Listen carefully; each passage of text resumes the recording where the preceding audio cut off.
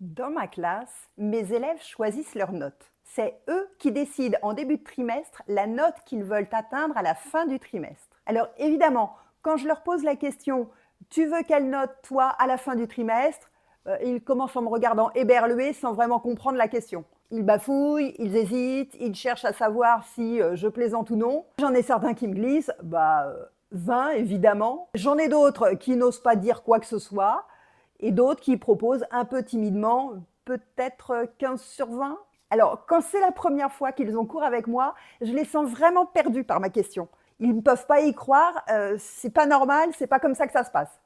Alors j'insiste bien et je me répète. Si, je t'assure, je te laisse choisir la note que tu veux obtenir à la fin du trimestre. Après ce moment de flottement où je leur laisse digérer l'information, je reprends la main pour préciser le cadre. À votre avis, qu'est-ce qu'il faut faire pour avoir 20 sur 20 ? Faut travailler. Oui, mais travailler comment ?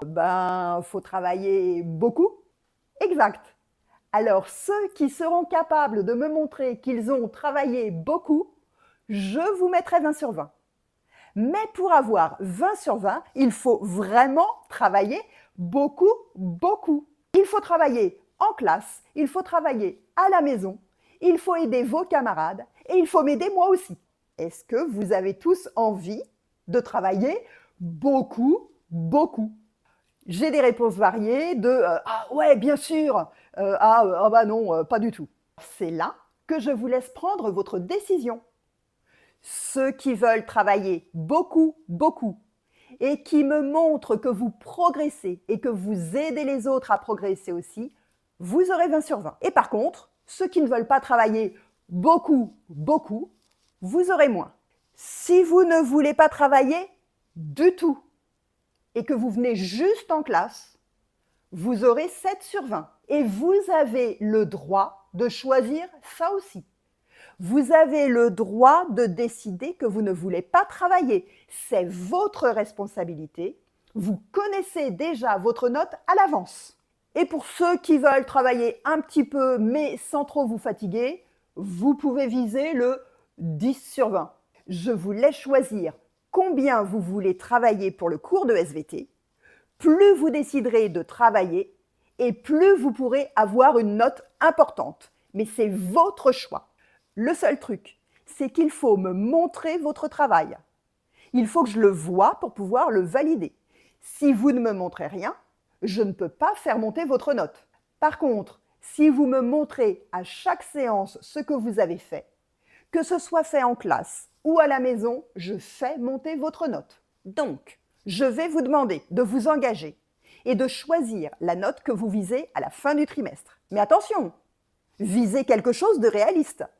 Si vous visez 20 sur 20 mais que vous ne voulez pas travailler, ça ne va pas marcher. Il faut que la note reflète la quantité de travail que vous êtes prêt à fournir pendant le trimestre. Ça veut dire aussi que je ne vais pas regarder si vous êtes un bon élève ou un mauvais élève.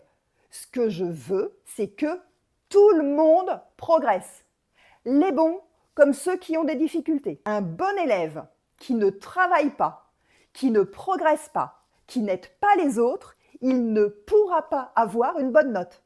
Et à l'inverse, un élève qui est plutôt en difficulté et qui a souvent des mauvaises notes, il pourra avoir une bonne note en SVT s'il me montre qu'il a fourni des efforts et qu'il a progressé. Je ne vais pas regarder le niveau auquel vous allez arriver, mais le travail que vous allez fournir et la quantité de nouvelles choses que vous allez apprendre. C'est pour ça que la note que je vous mets à la fin de trimestre s'appelle une note d'apprentissage. C'est une note qui montre ce que vous avez appris, quel que soit votre point de départ. Si vous apprenez un petit peu, votre note, qui démarre à 7 sur 20 pour tout le monde, monte un petit peu. Et si vous apprenez beaucoup, votre note monte beaucoup. Le contrat est clair. Je vous demande de vous engager par écrit sur la note que vous voulez atteindre à la fin du trimestre en SVT. Et il faudra fournir le travail qui correspond à cette note pour l'obtenir. On pourra en discuter en cours de trimestre pour voir si vous arrivez à tenir vos engagements. Ça marche comme ça ? Alors allez-y, choisissez votre note.